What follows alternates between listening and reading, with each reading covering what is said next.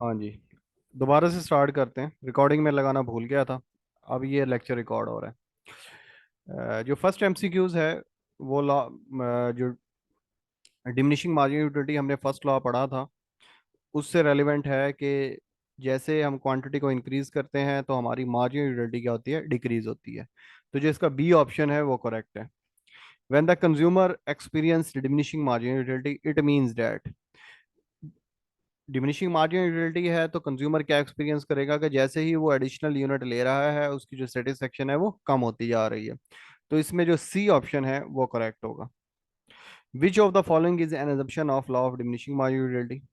हम उसमें ये देखते हैं कि जो कंज्यूमर की जो प्रेफरेंसेस है ना वो कांस्टेंट रहती हैं। प्रेफरेंसेस का कांस्टेंट का मतलब ये है कि हर जो एडिशनल यूनिट है वो पिछले यूनिट से सेम होगा। जैसे कि अगर हमें फर्ज करें प्यास लगी हुई है तो हमारी प्रेफरेंस है कि पानी है, तो पहला गिलास भी पानी का है, दूसरा भी, तीसरा भी, चौथा भी, पांचवा भी। अगर पहला मिल्क है तो दूसरा भी मिल्क, तीसरा भी milk.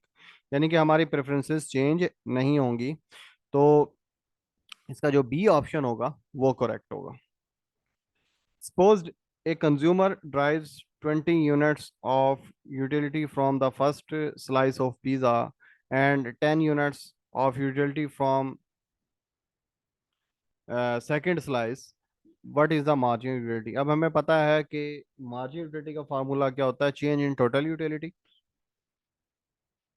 Over change in quantity. अब क्वांटिटी में तो 1 का चेंज आया है, टोटल यूटिलिटी में कितने का चेंज आया है, 20 - 10। तो हमारी जो मार्जिनल यूटिलिटी है वो क्या होगी, 10 होगी।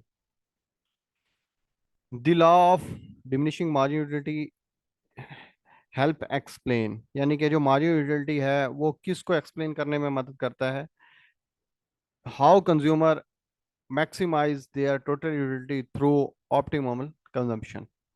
यानी कि जो ये लॉ है ये हमारी आगे मदद करता है कि किस तरीके से कंज्यूमर अपनी जो कंजम्पशन है उसको मैक्सिमाइज कर सकता है, अपनी यूटिलिटी को मैक्सिमाइज कर सकता है। 6, a consumer reach the point of consumer equilibrium when, कि कब कंज्यूमर इक्विलिब्रियम पे होगा। जो मैंने सिंगल कमोडिटी मॉडल आपको पढ़ाया था उसमें मैंने आपको बताया था कि जब मार्जिन यूटिलिटी ऑफ एक्स और प्राइस ऑफ एक्स आपस में बराबर हो जाएंगी उस वक्त कंज्यूमर क्या होगा, इक्विलिब्रियम पर होगा। तो इसमें जो बी ऑप्शन है, margin utility per unit dollar spend is the same for all goods, यानी कि जो हमने खर्च किया तमाम गुड्स पर उनकी मार्जिन यूटिलिटी और जो प्राइस है वो अगर आपस में पर डॉलर जो आपने स्पेंड किया है वो आपस में बराबर हो जाए तो कंज्यूमर क्या होगा, इक्विलिब्रियम पर होगा।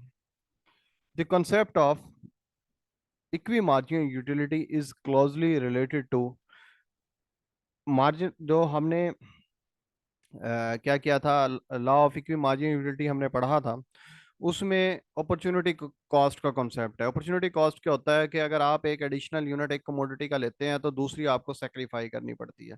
अब फिर आप कंपैरिजन कर रहे होते हैं कि मैं गेन कितना कर रहा हूँ और सेक्रीफाई कितना कर रहा हूँ। अगर गेन आप कम कर रहे हो और सेक्रीफाइस ज्यादा कर रहे हो तो आप पहले वाले इक्विलिब्रियम पर जाने की कोशिश करते हैं। तो law of equity margin utility में हमने क्या देखा था कि जहां पर डिफरेंट कमोडिटीज की मार्जिन यूटिलिटी आपस में बराबर होती थी वो इक्विलिब्रियम होता था। अगर उससे हम डेविएट करते थे तो क्या होता था कि एक कमोडिटी हम बढ़ा रहे होते थे और दूसरी को कम कर रहे होते थे, फिर हम कंपैरिजन कर रहे होते थे कि हमारी टोटल यूटिलिटी में इजाफा हुआ है या नहीं हुआ। तो वो जो कॉन्सेप्ट है, एक एक कमोडिटी को गेन करना और दूसरी को छोड़ना, उसे हम क्या कहते हैं, अपॉर्चुनिटी कॉस्ट कहते हैं। 8 MCQs, if the marginal utility of good is 20 utils and its price is 5 while the marginal utility of goods is 40 and its price is 4, तो ये कंज्यूमर इक्विलिब्रियम पे है। ये कंज्यूमर कैसे इक्विलिब्रियम पर है जी, ये कंज्यूमर ऐसे इक्विलिब्रियम पर है। हमें पता है कि फार्मूला क्या है, marginal utility of X over price of X, marginal utility of Y price of Y. अब क्या है, 50 मार्जिन यूटिलिटी और प्राइस क्या, 5 है। दूसरे की क्या है, 40 क्या है, 4 है। तो रेशियो क्या आ रही है, 10 = 10। इट मीन्स के जो कंज्यूमर है वो क्या है, इक्विलिब्रियम पर है। तो इसका सी ऑप्शन है वो करेक्ट है। If consumer is in equilibrium what can be said about their total consumer surplus. अब टोटल कंज्यूमर सरप्लस मैंने कॉन्सेप्ट आपको पढ़ाया था। क्या था ये टोटल कंज्यूमर सरप्लस कॉन्सेप्ट? ये था, दो मेथड मैंने पढ़ाए थे आपको। एक मार्जिनल कंज्यूमर सरप्लस पढ़ाया था, एक टोटल कंज्यूमर सरप्लस पढ़ाया था। ये मेरा डिमांड कर्व है और ये मेरी प्राइस है और ये इक्विलिब्रियम पॉइंट है। अगर मैं फर्ज करो ये यहाँ गेन करता हूँ, ये कोई कमोडिटी इतनी खरीदता हूँ इतनी, तो कंज्यूमर सरप्लस सिर्फ ये वाला एरिया होगा। अब इक्विलिब्रियम पे अगर मैं प्राइस और क्वांटिटी, प्राइस ये है, क्वांटिटी ये परचेज कर रहा हूँ, तो ये वाला एरिया, ये सारे का सारा क्या होगा? कंज्यूमर सरप्लस होगा। तो जब हम इक्विलिब्रियम पर होते हैं तो हमारा जो टोटल कंज्यूमर सरप्लस होता है वो क्या होता है? ज्यादा से ज्यादा होता है। अब जो इक्विलिब्रियम पॉइंट है इसके ऊपर, अब डिमांड कर्व को मैंने क्या कहा था, ये मार्जिनल यूटिलिटी भी होती है। इस पॉइंट के ऊपर मार्जिनल यूटिलिटी और प्राइस आपस में क्या होती है? बराबर होती है। मार्जिनल कंज्यूमर सरप्लस का क्या फार्मूला था? Marginal utility minus price. अब यहाँ पर फर्ज करें मार्जिनल यूटिलिटी 10 है और प्राइस भी क्या है? 10 है। तो जो मार्जिनल कंज्यूमर सरप्लस होता है वो इक्विलिब्रियम पर जीरो होता है और जो टोटल कंज्यूमर सरप्लस होता है वो ज्यादा से ज्यादा होता है।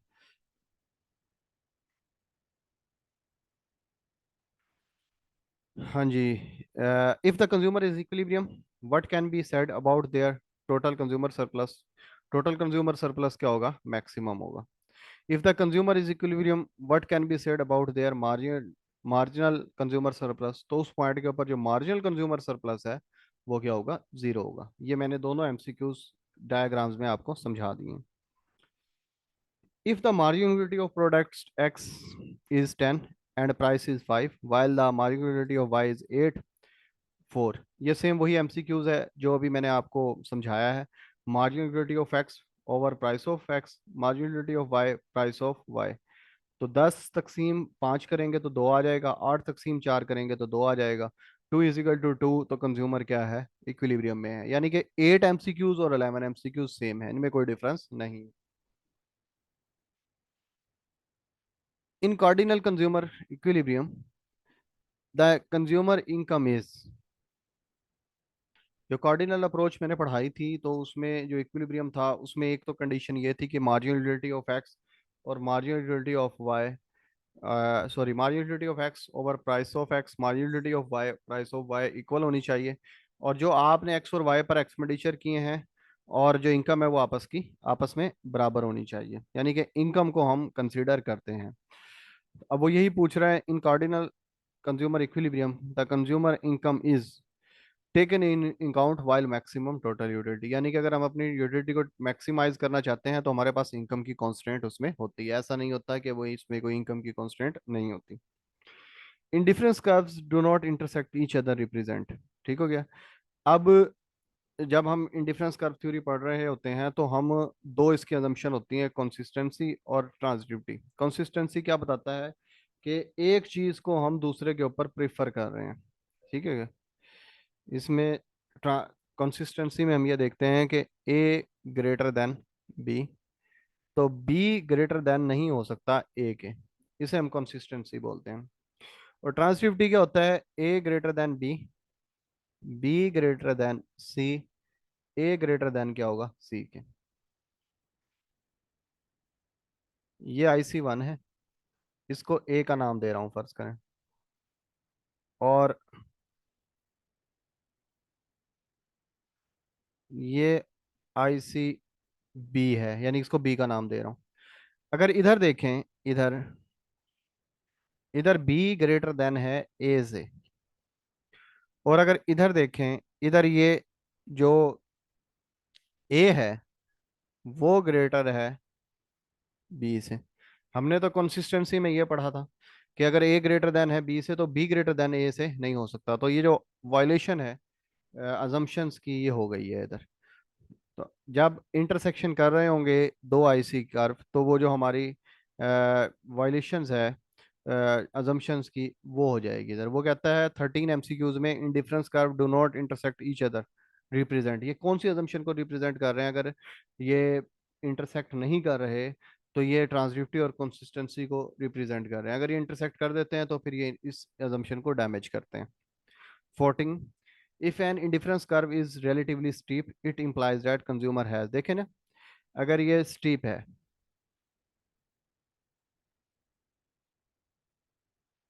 ये इंडिफरेंस कर्व है, ये हमारा स्टीप पर और ये इंडिफरेंस कर्व है, ये मेरा फ्लैटर है दोनों ही इंडिफरेंस कर्व, ठीक है। अब यहाँ पर मैं एक, ये 1 यूनिट है, ये 2 यूनिट्स, 1 यूनिट गेन किया, ये सारे का सारा मुझे वाई सेक्रीफाई करना पड़ा। अब इधर आ जाए, 1, 2, अब ये एक्स गेन किया और ये वाई लूज किया, यानी कि वाई हमें बिल्कुल थोड़ा सा छोड़ना पड़ा है, इधर वाई क्या करना पड़ा, ज्यादा छोड़ना पड़ा, यानी कि यहाँ एक एक्स की प्राइस ज्यादा वाई है, यानी कि एक्स यहाँ क्या है, ज्यादा इंपॉर्टेंट है, वाई कम इंपॉर्टेंट है। यहाँ पर वाई कम इंपॉर्टेंट हो गया, एक्स ज्यादा इंपॉर्टेंट है। तो बात क्या चल रही है, अब वो कह रहा है कि अगर ये स्टीप है तो आप क्या कर रहे हो कि एक चीज को स्ट्रॉन्ग प्रेफरेंसेस दे रहे हो। स्ट्रॉन्ग प्रेफरेंसेस हम जब स्टीपर है तो किसको दे रहे हैं, एक्स को स्ट्रॉन्ग प्रेफरेंसेस दे रहे हैं, क्योंकि हम थोड़ा सा एक्स लेने के लिए बहुत सारा वाई छोड़ रहे हैं। ठीक है, जिस तरह दूसरी डायग्राम में मैंने बनाया उसमें आप एक्स गेन कर रहे हो और वाई को छोड़ रहे हो, पर वाई इतना ज्यादा नहीं छोड़ रहे, इट मीन्स कि एक्स की इतनी वैल्यू नहीं है। ठीक हो गया, जब आप किसी चीज को गेन करने के लिए आप बहुत सारी चीज छोड़ रहे हो, इट मीन जो चीज आप गेन कर रहे हो उसकी आपने बहुत बड़ी कीमत चुकाई है। जब स्टिपर आईसी कर्व होगा तो इट मीन्स के एक्स आपके लिए ज्यादा वैल्यूएबल है, अगर फ्लैटर है तो इट मीन्स वाई आपके लिए ज्यादा वैल्यूएबल हो जाएगा।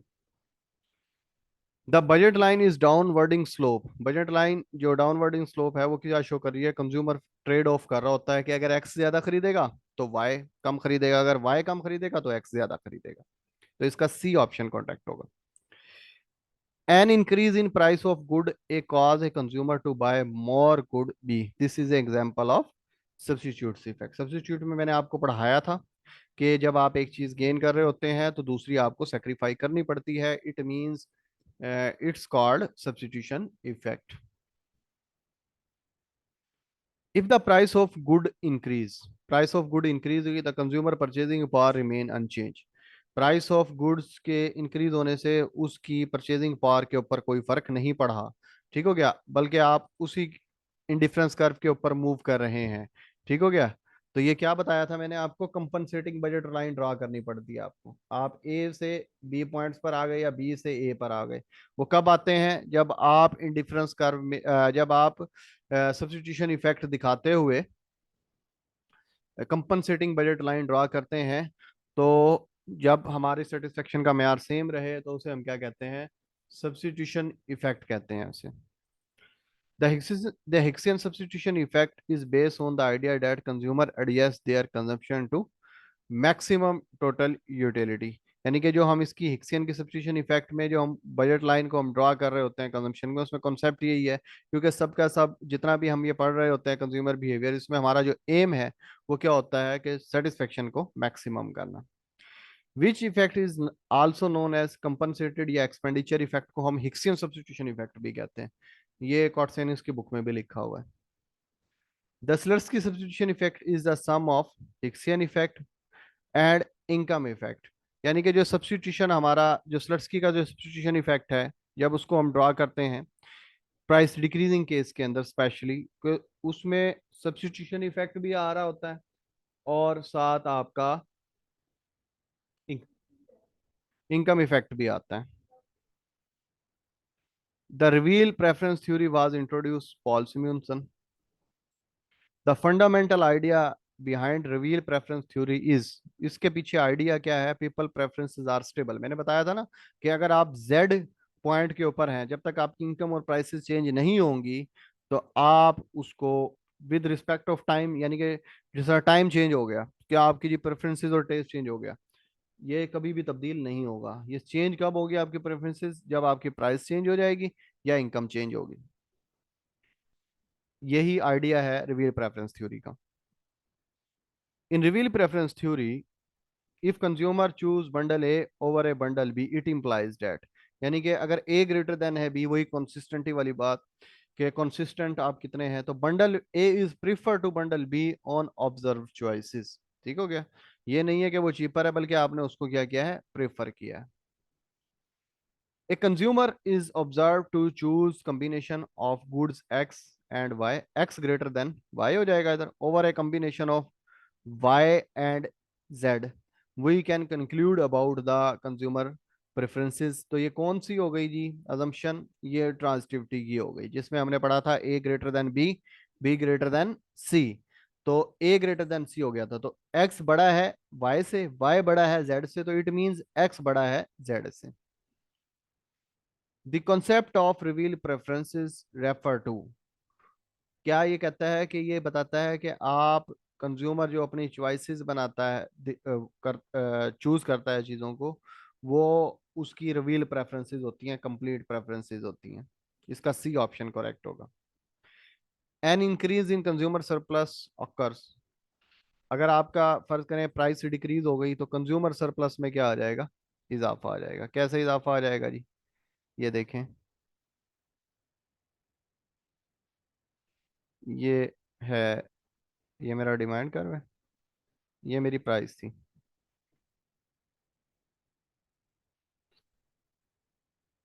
ये डिमांड कर्व है, ये प्राइस थी, ये कंज्यूमर सरप्लस आ। अब हुआ क्या कि प्राइस डिक्रीज हो गई,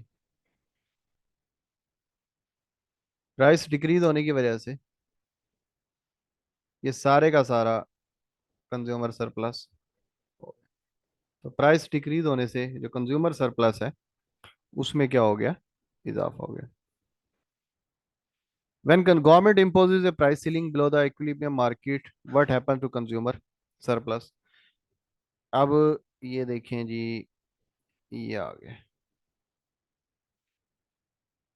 ये है डिमांड है, और ये क्या है, सप्लाई है, ये इक्विलिब्रियम प्राइस है, ये कंज्यूमर सरप्लस है। अब गवर्नमेंट ने क्या किया, गवर्नमेंट ने किया जी, ये प्राइस सीलिंग लगा दी, तो इससे क्या हुआ कि ये वाला भी आपका कंज्यूमर सरप्लस बन गया। तो प्राइस सीलिंग से क्या हुआ, कंज्यूमर सरप्लस इंक्रीज करके। और ऑपोजिट अगर केस देख लें, अगर प्राइस फ्लोर होती तो कंज्यूमर सरप्लस क्या रह जाता, कम रह जाता। तो आप ये जहन में रख लें, जैसे ही प्राइस कम होगी तो जाहिर सी बात है आप प्राइस कम पे कर रहे हैं, और मार्जिन यूटिलिटी या टोटल यूटिलिटी है वो आपकी ज़्यादा हो रही है, टोटल एक्सपेंडिचर कम हो रहे हैं। तो अंडरस्टूड बात है कि आपका कंज्यूमर सरप्लस मार्जिनल भी बढ़ेगा और टोटल कंज्यूमर सरप्लस भी आपका इंक्रीज होगा। An increase in producer surplus when the price of good increase, जब प्रोड्यूसर की जो प्राइसेस है वो इंक्रीज होगी, तो आपका जो प्रोड्यूसर सरप्लस है वो इंक्रीज हो जाएगा। कैसे इंक्रीज होगा जी, ये देखें, ये है, इसको हम प्रोड्यूसर सरप्लस बोलते हैं, ये वाले एरिया को। अब हुआ क्या कि प्राइसेस इंक्रीज कर गई, ये हो गई आपकी प्राइस, तो ये प्रोड्यूसर सरप्लस सारे का सारा यहाँ चला जाएगा। फर्ज करें डिमांड इंक्रीज हो गई, प्राइस यहाँ हो गई, तो पहले प्रोड्यूसर सरप्लस ये था ब्लू एरिया, अब ये सारा ग्रीन भी इसके अंदर शामिल हो गया।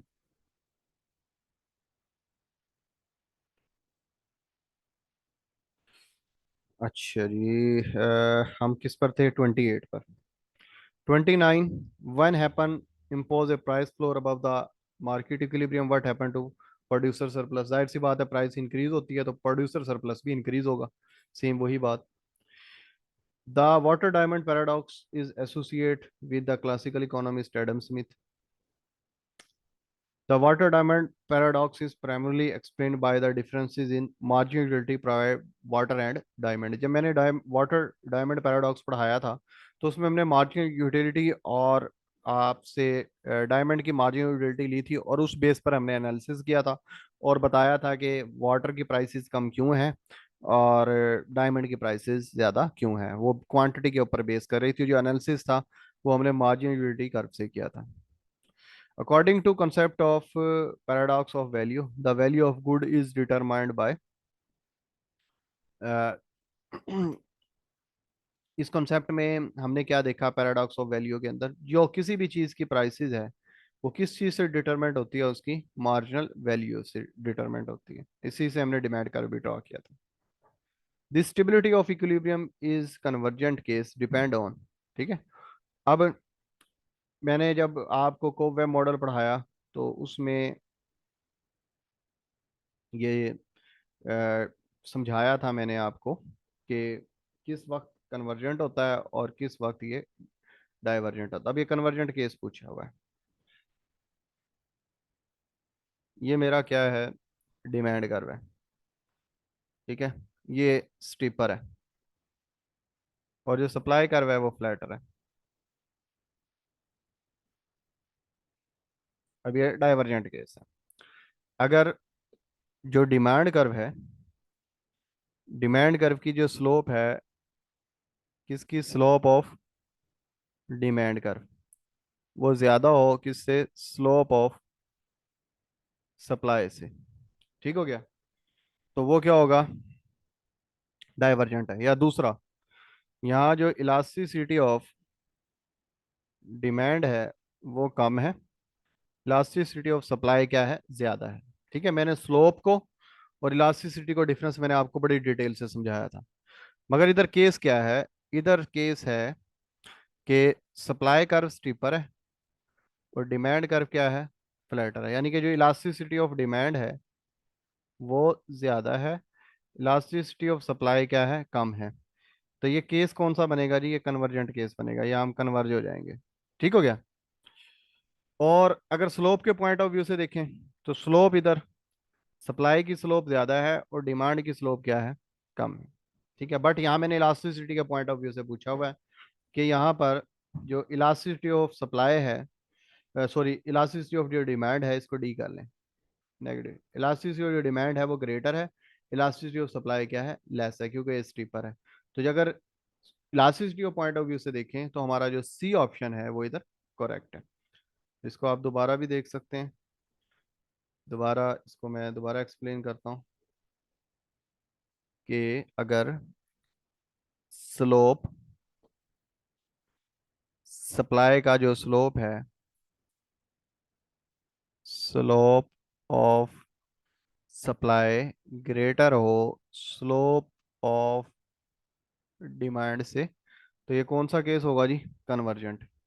अगर इलास्टिसिटी ऑफ डिमांड ज्यादा हो इलास्टिसिटी ऑफ सप्लाई से, तो फिर भी क्या होगा, ये केस कन्वर्जेंट होगा। सप्लाई से भी समझा दिया है और डिमांड से, दोनों तरीकों से समझा दिया।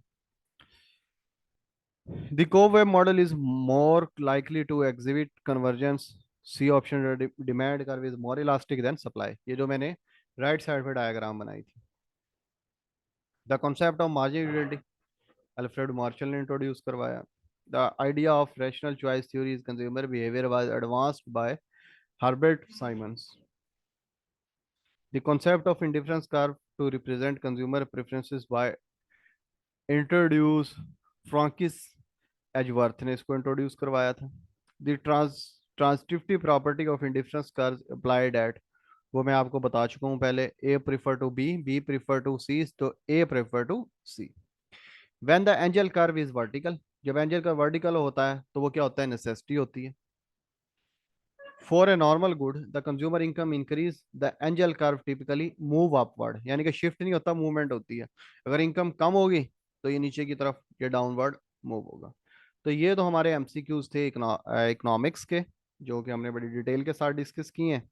अब हम जनरल नॉलेज की तरफ चलते हैं। अब इंशाल्लाह जो एजुकेशन का पोर्शन है, क्योंकि आजकल एफपीएससी का एग्जाम आया हुआ है, तो मैं कोशिश करूंगा कि डेली, डेली तो नहीं, जो टॉपिक एंड होगा तो उसके एंड पर कुछ एमसीक्यूज एजुकेशन के भी शामिल किए जाएं। इन Pakistan shared A longest border with the which country, Afghanistan. Afghanistan के साथ हमारा सबसे लंबा बॉर्डर है। The Indus river longest river in Pakistan originates from, ये किधर से आ रहा है, हिमालय से आ रहा है ये। विच desert is located in southern part of Pakistan, जो साउथर्न पार्ट में है वो थल डेजर्ट है। अब ये देखिए ना, मैं डेजर्ट पढ़ा रहा हूँ तो वो आपने देखना है पाकिस्तान में डेजर्ट कितने हैं, किस प्रोविंस में डेजर्ट नहीं है, जिस तरह केपीके में कोई डेजर्ट नहीं है, बलूचिस्तान में है, फरहान है उसका नाम, पंजाब में डेजर्ट है, सिंध में डेजर्ट है, केपीके में नहीं है। तो ये भी एक एमसीक्यूज बन गया। The capital city of Pakistan Islamabad is situated in which province?